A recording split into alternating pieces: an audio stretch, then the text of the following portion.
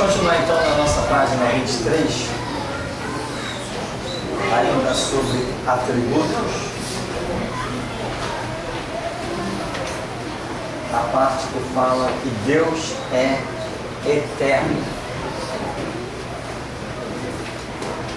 E que nós entendemos por alguém eterno.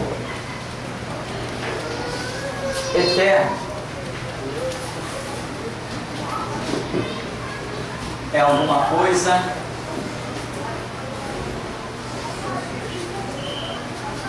eterna, é alguma coisa que não tem fim.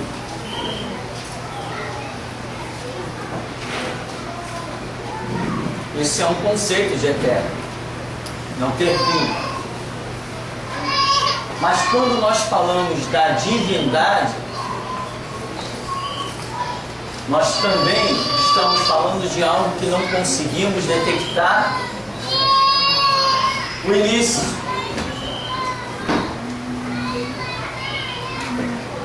Deus é eterno? Sim. Os anjos são eternos? Sim. O homem é eterno? Sim. Vai sofrer mudanças, mas é eterno. Na sua essência é eterno. Só que a eternidade de Deus difere de todos os seres que Ele criou. Por exemplo, quando começou a história de Deus, ninguém consegue detectar. Por quê?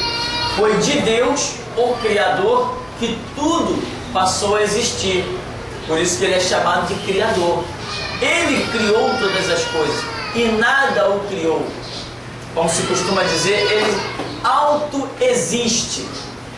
Não é possível, e nem a Escritura ousa pronunciar, detectar um princípio, um início de Deus. E muito menos Ele terá um fim. Pelo que nós já entendemos. Agora, o homem, os anjos, né? Ou os demônios, que são anjos caídos, ou qualquer outra situação que possa perdurar eternamente,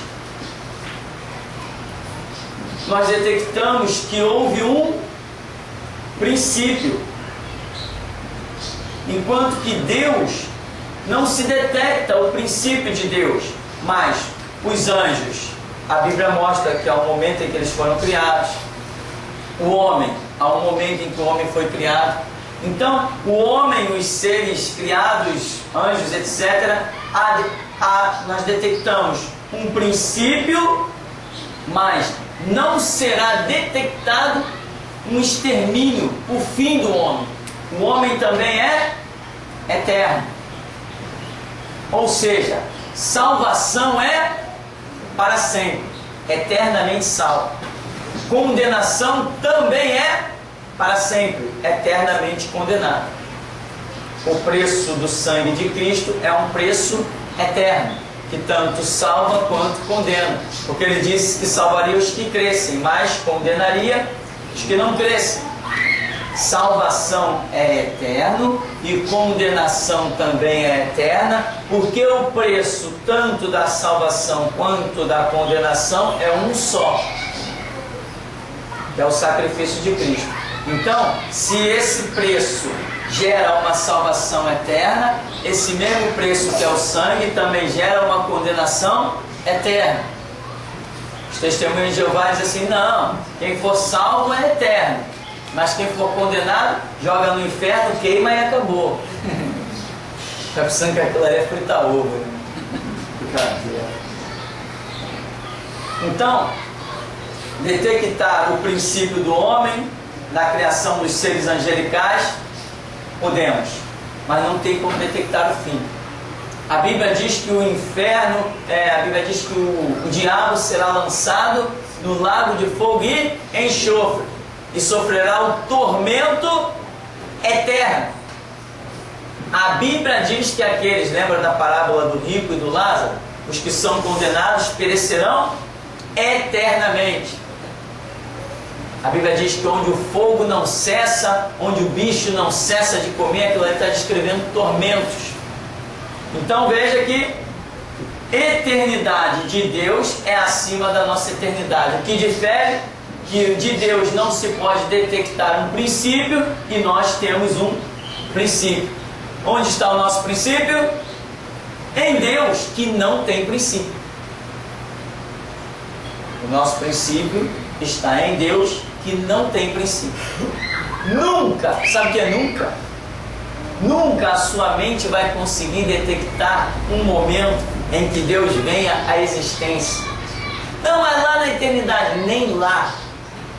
Nunca, nunca, jamais nós conseguiremos descobrir, nem nos poderá ser revelado,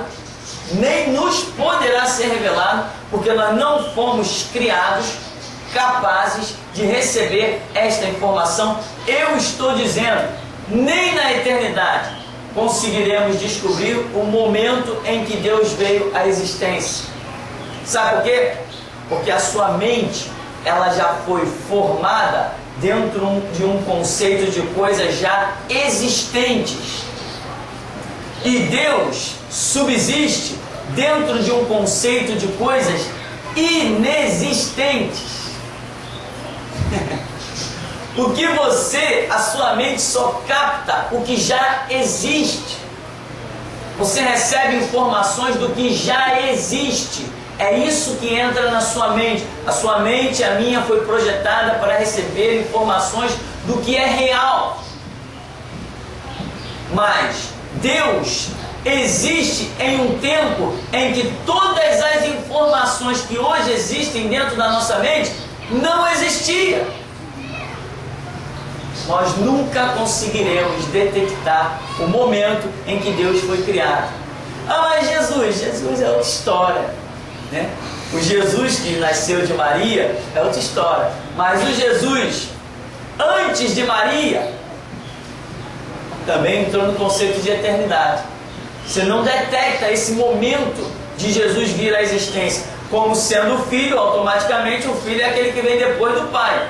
Você subentende que primeiro existiu o pai, para depois existir o filho. Mas esse momento em que o filho foi criado, também você não consegue detectar.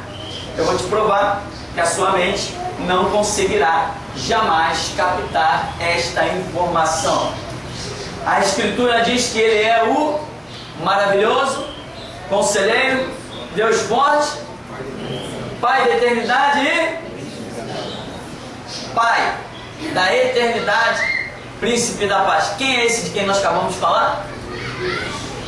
Jesus Cristo, não é isso? Não é Jesus? Não é do Pai. Está falando de quem? Está falando do Filho, não é isso? O Filho é Jesus. É disso que está sendo dito. Maravilhoso, conselheiro, Deus forte, Pai da eternidade, Príncipe da paz. É a visão de Isaías, a revelação a respeito do nascimento do Messias, Jesus. E a respeito desse Jesus, a Bíblia diz que Ele é Pai da eternidade. E o que é eternidade? É algo que não tem fim. E também não tem princípio, início. Eternidade não é somente aquilo que não tem fim. Eternidade é aquilo que também não tem princípio. Isto é eternidade. Eternidade não é uma linha que para lá ela não tem fim e para cá tem. Não. Eternidade é algo que tanto para lá não para, quanto para cá também não para. Isto é eternidade. Jesus é o Pai da eternidade. Nós não conseguiremos jamais, com a nossa mente que recebemos, dominar sequer a eternidade. E Jesus, o nosso Deus, é o Criador da própria eternidade. Se nós não conseguimos dominar um fator criado por Deus, que dirá o próprio Deus? Sabe por que isso aqui? Para você entender a grandeza do seu Deus. Para você entender quando Ele diz assim: eu sou onipotente, eu sou onisciente, eu sou onipresente, eu sou transcendental. E diz assim, olha, quem és tu para temer o homem que se tornará em feno? Temei a Deus, né? Ouve Israel, o Senhor vosso Deus é o único Senhor. Único. Isso é um atributo de Deus, sabia? Ser único. Ser soberano. Muita gente cai, meu irmão. Como a Bíblia diz, né? O meu povo está sendo destruído porque lhe falta conhecimento. As pessoas não conhecem Deus. Aí, eu encontrei, inclusive essa noite eu tive até um sonho que era me dito a mesma coisa. Encontrei um rapaz, as pessoas olham para mim, rapaz, você tem muita coragem. Eu assim, coitado, dá para ver que ele não tem conhecimento. Nós não temos coragem, ninguém é corajoso. Mas quando você tem um conhecimento, você vai andar nele. E o Espírito Santo trabalha, te dá graça, um monte de coisa acontece. Agora, sem conhecimento, você vai confiar em quê? Sem conhecimento, meu irmão, você vai comprar uma arma e vai querer matar os seus inimigos. Sem conhecimento, você lança a mão no braço da carne. Mas com o conhecimento de Deus, você sabe que na hora certa ele bate o martelo. E o momento dele é glorioso. Então, Deus é eterno. Então, meu irmão, não vire um assembleiano, né? Não, Deus vai operar assim. O negócio é o seguinte: vamos consagrar esse irmão aqui ao primeiro obreiro. Daqui a 6 meses ele passa a ser o segundo obreiro, mais 6 meses o terceiro obreiro. Daqui a 1 ano ele vira diácono. Daqui a 2 anos ele vira presbítero. Daqui a mais 5 anos ele será um pastor. Só se for do diabo, de Satanás. A grandeza do meu Deus não admite que eu crie regras. Eu tenho que me enquadrar nas regras. Ele não me chamou para criar regras, me chamou para seguir regras. Escutou aí? Escutou, Diego? Chamado é para seguirmos regras, não criarmos regras. Quem segue regras não cai nunca. Sabe o que é nunca? Não cai nunca. Agora, quem cria regra pode encomendar o caixão. Regra dentro da igreja é Bíblia. Eu falei que é Bíblia, né? Chegar mais perto aqui. É Bíblia, não é Constituição. É Bíblia. A regra de fé e prática nossa é Bíblia. Quem segue Bíblia não cai nunca. Mas quem segue Constituição criada pelos homens vai cair. Vai cair, né? Agora, eu duvido que eu caia. Estou botando à prova. Porque simplesmente eu obedeço. Se eu obedeço, ele garante que a palavra é dele, estou seguindo a ordem dele. Nem que não quer dizer que todos compreendam, né? Não quer dizer que todos compreendam. Mas o amanhã prova quem está certo e quem está errado. Então Deus é eterno. Ele é de eternidade a eternidade. Quer dizer, uma expressão bíblica demonstrando que não dá para dominar. Ah, sim, eu vou te dizer uma coisa. Você sabe o que é eternidade? Você tem noção do tamanho do universo que nós vivemos? Quem tem noção disso? Eu não tenho. Por mais que eu já tenha visto livros, assistido, não tenho noção. Um homem manda uma sonda daqui para Marte, ela demora 1 ano para chegar. Agora parece que está chegando bem mais rápido. Tecnologia, né? Avanços. Aí demora 1 ano para chegar lá em Marte uma sonda. O homem manda um foguete para a Lua e olha, toma ali, chão não, né? Toma ali espaço, né? Lá vai o foguete. Aí chega depois de não sei quanto tempo. E tem mais, não é a 50 por hora não. Haja distância, né? Qual a distância da Lua? 1.300 quilômetros? Que isso, irmão, você é daquele na esquina. A distância é muito grande. Então veja bem, nós não conseguimos, o homem ainda não conseguiu sair desse bendito planeta Terra. Vai ali na Lua, todo equipado e tem que voltar, senão acaba a comida dele, né? Vai, manda uma sonda ali em Marte, mas nunca o homem ousou pisar em Marte. Tem dúvida, não, será que aquilo lá, como é que vai respirar, como é, como é que não é? Então o homem não tem nem domínio desse universo que foi dado para ele desenvolver a sua vida e as suas pesquisas. O universo para nós sabemos que o universo é limitado, o universo está dentro de quadrantes limitados. O que nós temos dentro desse universo? Nós temos milhões de galáxias, onde nós temos aqui a nossa galáxia, chamada Via Láctea, né? Mercúrio, Vênus, Terra, Marte, Júpiter, Saturno, Urano, Netuno, Plutão, o Sol, a Lua, as estrelas, cometas. Essa é a nossa galáxia. Mas fora a nossa galáxia, existem milhões de galáxias iguais à nossa, rodando dentro desse sistema que nós fazemos parte dele. Isto aqui não é eterno. Isso aqui está predito nos Salmos, que o universo envelhecerá e como pergaminho se enrolará e deixará de existir. Jesus falou o céu e a terra. Ele estava falando disso aqui, ó, disso que nós nunca dominaremos. Só que quando eu falo que Jesus é Pai da eternidade, eternidade não compreende universo. Muita gente confunde. O universo é uma coisa, não é eterno. Eternidade é outro lado, aonde o diabo pecou. Ele estava dentro da eternidade, aonde os anjos habitam dentro da eternidade, aonde as coisas de Deus, o paraíso acontece, a eternidade não tem nada a ver com este universo infinito para a nossa memória. E quando eu falo que eu não tenho domínio sobre o universo, porque ele é limitado, cientificamente provado que é limitado, eu estou falando que Deus é o Pai da eternidade e eu não consigo dominar absolutamente nada da eternidade, e além disso estou falando que Jesus é o Pai, Ele criou a eternidade. Veja a grandeza de Deus. Se você não domina o universo, que é limitado, pode ser esquadrinhado, ainda temos a eternidade, ainda temos aquele que criou a própria eternidade. E esse que criou a eternidade disse assim: o Pai é maior que eu. Basta, desiste, chega por aí. Sabe o que você está aprendendo nessa hora? Você está aprendendo?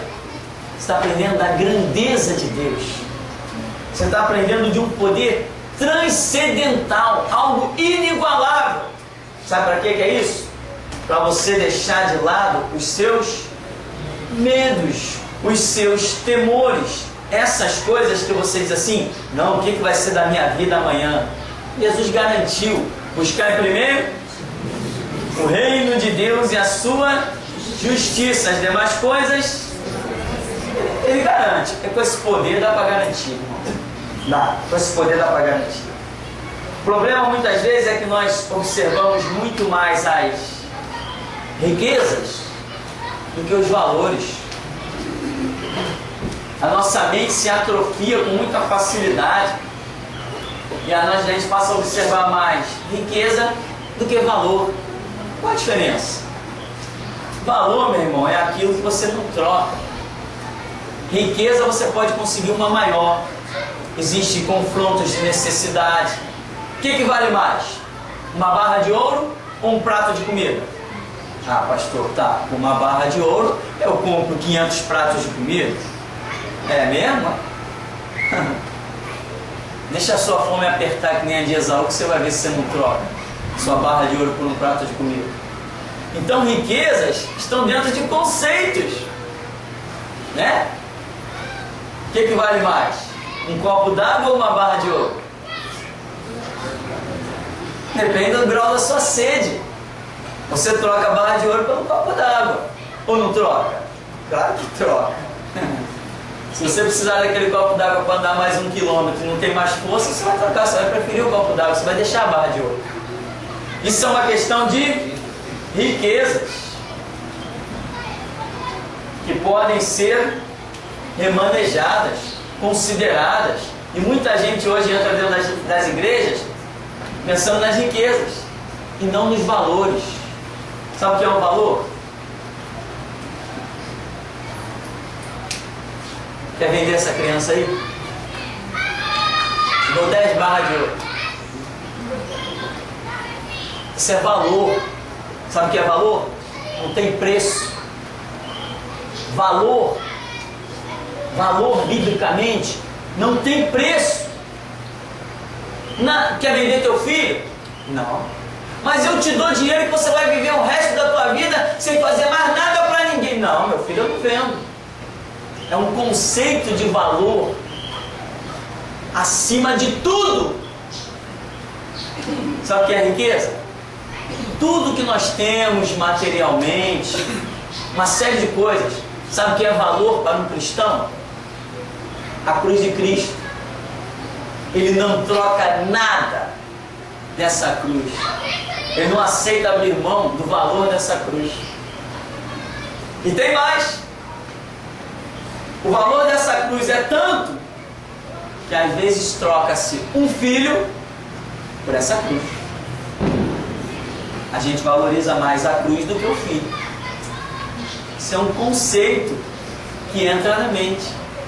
Quantos já renunciaram a casamentos, pai, mãe, filho, né? Por quê? Por causa do valor do sangue de Cristo. Isso é valor. Valor é aquilo que você tem e não tem preço. Então, meu irmão, nós estamos falando de, abrir esse parêntese aí, mas nós estamos falando do conceito de eternidade. E a cruz de Cristo, ela nos jogará onde? Na eternidade. O que você vai pagar por isso? Quem dá mais? Não tem como.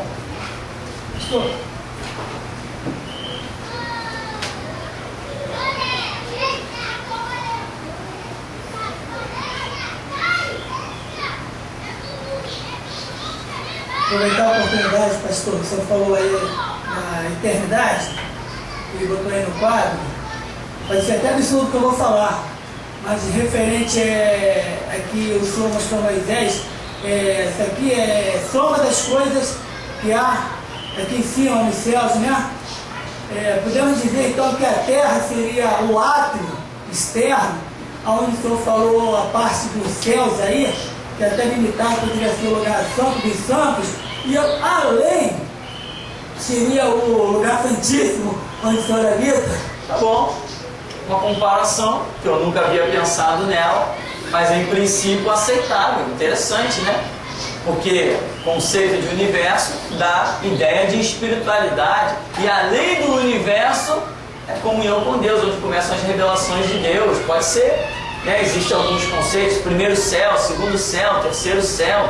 Paulo diz: conheço um homem que foi arrebatado ao terceiro céu e viu coisas inefáveis que o homem não é digno de falar. Então, pode ser uma comparação, pode ser, né? O átrio, o santo lugar, o santíssimo lugar, em princípio, pode ser. Pesquisando mais, a gente pode confirmar essa tese ou pode anulá-la, né? Tudo depende de uma pesquisa. Boa viagem. Então, irmão, aqui tem outro conceito.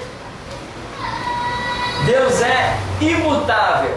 Ele é inalterável nos seus atributos, nas suas perfeições, nos seus propósitos para a raça humana. Deus é imutável. Eu quero que você entenda aí. Deixa eu ver se nós podemos praticamente terminar aí. Podemos sim. Vamos só mais um pouquinho, que você me suporte mais um pouquinho só. Deus é imutável. O que é algo imutável? Aqui está esse quadro. Esse quadro muda. Se eu pegar a marreta, ele muda. Muda. Assim muda. Não muda não? Tem alguém de braço forte aí, tem uma sexta-feira lá embaixo. Muda. Ele muda. Se ele sofreu uma pressão violenta, se botar nas mãos dos artesãos ali, dos Eli, muda, não muda, gente? Muda, ele sabe que muda. é um compensado, é alumínio, madeira, ele dá um jeito, ele vai fazer ele mudar. Diferente de Deus, nada muda Deus. Entendeu? Nada muda. Essa pilastra aí muda. Agora que eu já te dei a dica da marreta, você vai dizer, muda, né? Agora não tem graça. Então, as coisas mudam, mas Deus não muda. Por quê?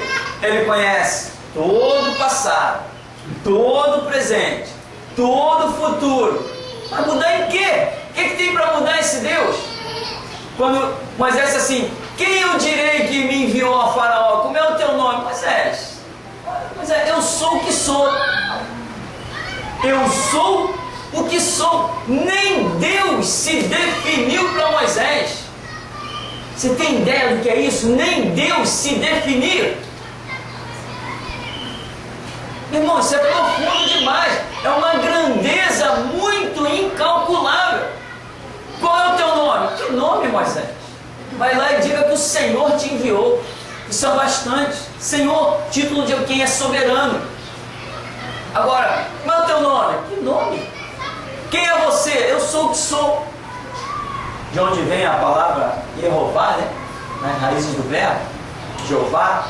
Então, a grandeza de Deus é tanta que às vezes Ele não pode nem se definir para os seus servos. Às vezes não, sempre, nunca. Nunca Deus pode se definir para os seus servos. O próprio Jesus disse o quê? O Pai é maior do que eu. E olha, Jesus já é o tal, né? Jesus já é o tal. Então o conceito de divindade, embora lá na sarça quem apareceu para Moisés foi o próprio Jesus, o conceito de divindade, ele é totalmente transcendental e ele é imutável. Por exemplo, Deus disse assim, Jonas, eu vou destruir quem? Nínive. Vou destruir. Vai lá e diz para eles que é assim, assim, assim, eu vou destruir. Jonas foi lá, pregou, Nínive se arrependeu e Deus não destruiu. Aí eu peguei uma vez um seminarista desses cabra bom, que estuda mesmo para valer, né? Entende tudo. Aí o seminarista disse assim, tá vendo aí? Deus mudou. Parece que Deus mudou, e se tu não mudar, tu não vai a parte alguma. Deus mudou, tu tem que mudar também. O conceito de Deus é de salvação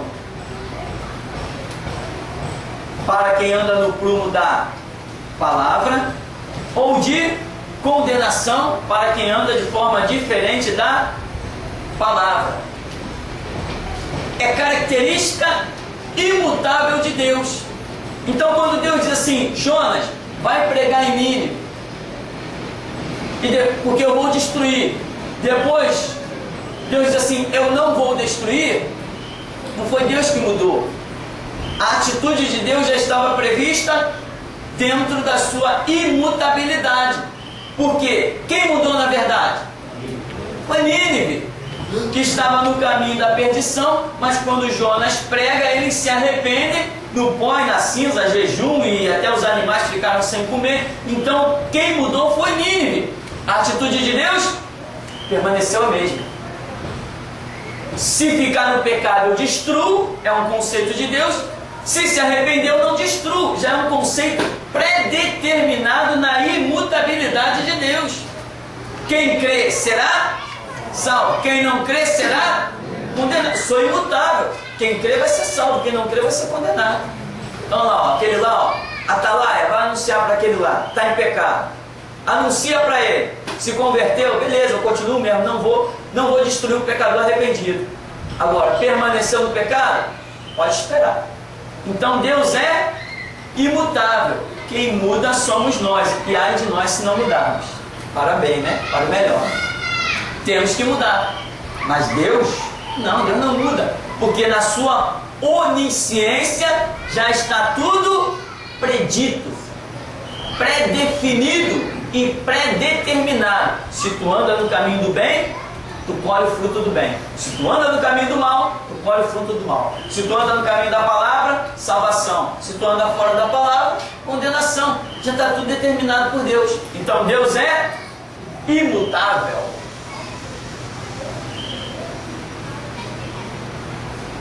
mas nós sofremos mudanças. Temos que sofrer. Aí depois diz no verso, no item 7, Deus é perfeito e santo. Ele é absolutamente perfeito e justo. Esse é um atributo. Nós podemos exercer justiça, não podemos? Não podemos exercer justiça? Sim, se eu sei da verdade de um fato, eu posso às vezes exercer justiça. Eu posso estender a mão a alguém ou deixar de estender, eu posso ajudar ou deixar de ajudar. Então, nós também, como imagem e semelhança de Deus, algumas coisas nós podemos também expressar, realizar, fazer. Mas nós não somos santos como Deus é santo. Nós podemos não andar em pecado, dizer não quero pecado. O erro se apresenta como apresentou-se para Jesus em Mateus 4, mas Jesus foi e diz, não, está escrito assim, assim, assim, eu vou seguir o que está escrito. Nós também podemos fazer a mesma coisa? Podemos, então também podemos nos santificar, ser qualificado como santo. Aliás, que a igreja é chamada de o povo santo do Senhor.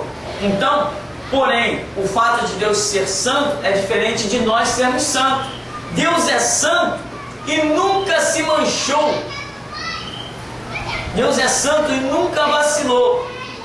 Nós nos tornamos santos, porque a Bíblia diz que todos nós pecamos e destituídos ficamos da glória de Deus. O salário do pecado é a morte, mas o dom gratuito de Deus é a vida eterna em Cristo Jesus. Então, nós somos santos porque fomos santificados pela remissão do sangue de Jesus Cristo.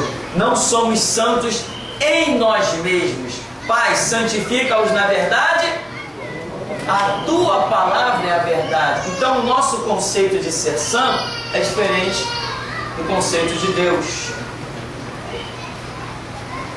Para concluirmos então, Deus é trino, três pessoas independentes com ideais comuns. As Escrituras definem claramente a pessoa do Pai, do Filho e do Espírito Santo, e também a obra de cada um no tocante à humanidade. Jesus faz referência ao Pai e ao Espírito Santo por diversas vezes. Você pode ver isso muito abundante na Escritura, de que Deus é trino. Trino em que sentido? Nós vamos concluir aí, tá? Vamos falar um pouquinho dessa questão do ser trino para encerrarmos. Existe logo no começo uma palavra que o judeu compreendia. É a palavra que nós traduzimos por Elohim. Essa terminação I-M corresponde ao S, ou seja, ao plural. Elohim é a palavra que normalmente é traduzida na Escritura, né? No princípio criou Deus, é essa palavra que aparece lá, Bereshit bara Elohim. No princípio criou Deus, os céus e a terra. Esse Deus é Elohim.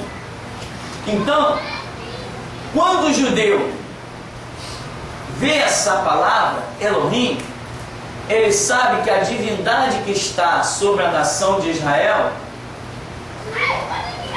tem mais de uma personalidade. Ele consegue, pelo próprio idioma, pela revelação que foi dada a Moisés quando escreveu, ele já consegue detectar isso. E mais adiante, nós vemos muitos fatos na Escritura, né?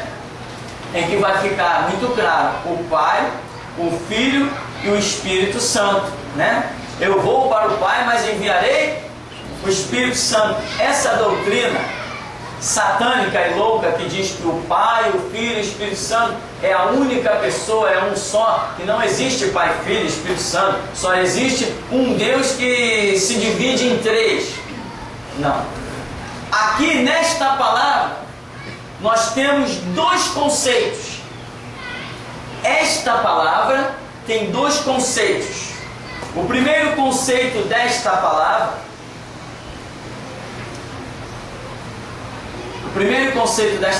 Elohim, é de que ela revela uma pluralidade. Ela está revelando mais de um ser, tendo por nome Deus, tendo atributos divinos.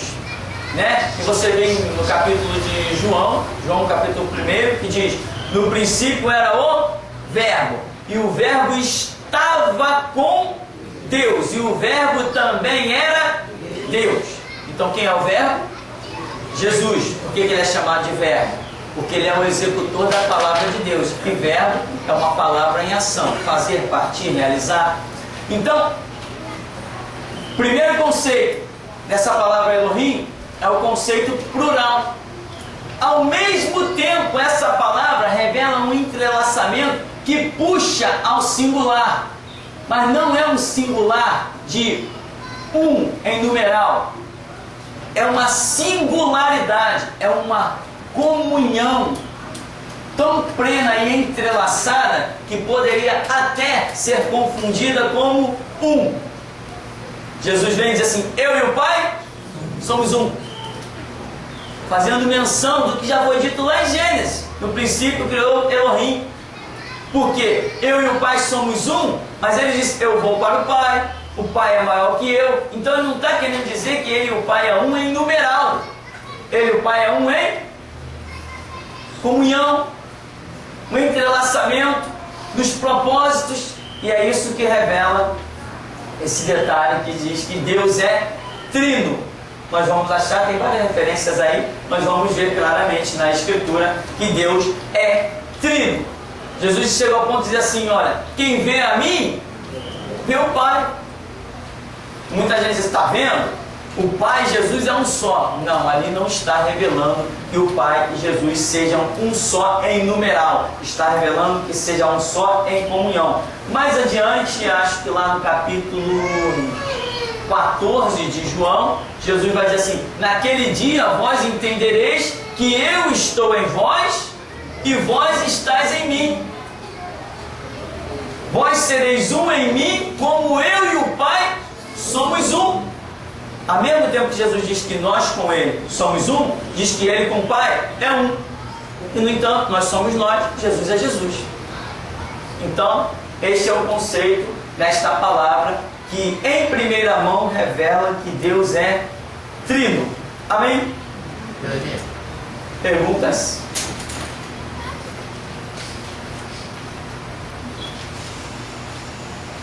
Pelanê? Sim. Jesus, quando estava lá na glória, né, junto com o Pai, ele sabia de todas as coisas, né? Quando ele vem para a terra, ele não sabe de nada, né? Eu acho, né, no meu pensamento, queria que me explicasse isso. Ele não sabe de nada. Ele começa a estudar a palavra para aprender, porque ele também não sabia a palavra, não é isso? Veja bem. O que acontece é o seguinte: nós detectamos que Jesus foi criado e sendo instruído na palavra. As profecias demonstram que Jesus teria um desenvolvimento como um ser normal. As profecias falam claramente que Jesus iria crescer até que pudesse alcançar discernimento e entendimento. Embora pareça que nós detectamos isso muito cedo, porque com 12 anos, né, ele está ali no templo impressionando todo mundo. Então parece que há um crescimento assim bem rápido. Porém, o que nós vemos? O Jesus antes de Maria, ou seja, antes que o Verbo se fizesse carne e habitasse entre nós, esse Jesus é divino. Ele é onisciente, ele é onipotente, ele é onipresente, ele é transcendental, ele é o Senhor Todo-Poderoso. A ele foi dado honra, glória, louvor e adoração. Depois que Jesus nasce de Maria, a Bíblia diz que o Verbo, aquilo que é divino, o Verbo se fez carne e habitou entre nós. Opa! Nós já vimos que o Verbo, a expressão Verbo, é referência da segunda pessoa da Trindade, com o potencial de divindade, que é Jesus Cristo. Está lá em João, capítulo 1, claramente o texto, mais claro que aquilo não poderia ficar. Inclusive nesse João, capítulo 1, vai dizer que esse Jesus foi quem criou o mundo por ordem do Pai. Muita gente pensa que o Pai criou o mundo. Não, o Pai idealizou, vamos assim dizer, e Jesus executou. Por isso que é chamado de Verbo. porque Ele é o executor da palavra de Deus. Então, esse Jesus aqui, que nasceu de Maria, a Bíblia diz que o verbo, que está representando divindade, fez-se carne. Isso aqui significa fez-se homem e habitou entre nós. E qualquer um que se faz homem não é onisciente, não é onipotente, não é onipresente. A Escritura diz que ele despiu-se da sua glória. Que glória que ele tinha? A glória que Jesus tinha era exclusiva com seu poder de divindade. Mas se ele despiu-se da sua glória, também teve que despir-se da sua divindade. Despiu-se da sua glória e habitou entre nós. Então esse Jesus que habitou entre nós, um homem comum, precisava orar. Se fosse divino, não precisava orar.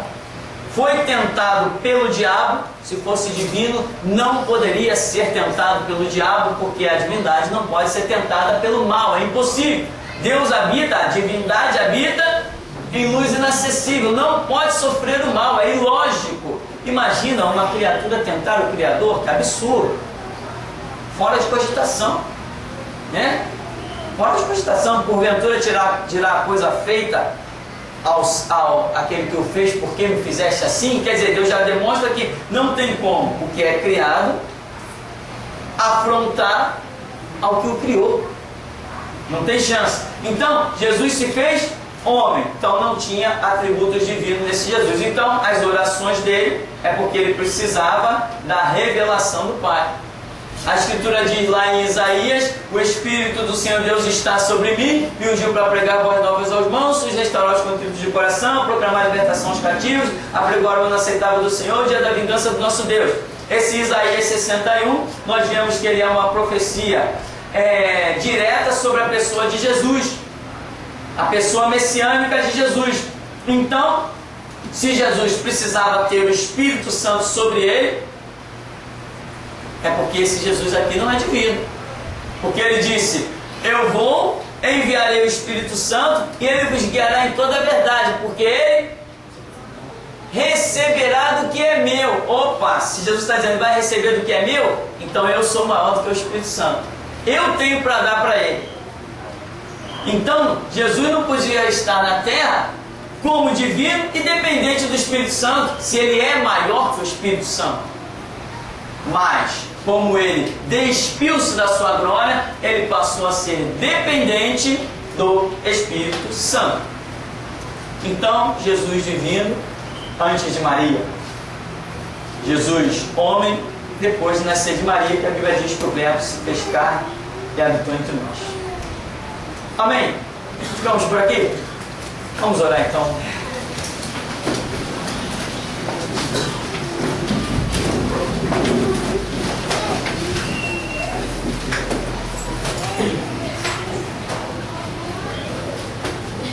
Deus vivo e poderoso, nós te glorificamos, Senhor, por tuas misericórdias sobre as nossas vidas, pela tua unção, ó Deus, que quebra todo jugo, despedaça todas as cadeias, abre o nosso entendimento, porque, ó Deus, está escrito que o teu povo perece por falta de conhecimento, mas, Senhor, também está escrito como ouvirão se não há quem pregue, Senhor. Como irão se não forem enviados? Por isso, Deus, nós suplicamos o Teu Espírito de graça, unção, ousadia, poder, revelação, ó Deus. O Teu Espírito, como está escrito na Escritura, os 7 Espíritos que estão diante de Deus. Senhor, nós invocamos a Tua plenitude, para que o ciclo dos Teus propósitos venha sobre as nossas vidas, que tudo que foi dito a nós venha se cumprir, que tudo que Tu traçaste para as nossas vidas nesses últimos anos que restam, antes do Teu retorno a este mundo, Senhor, que se cumpra e que nada caia por terra.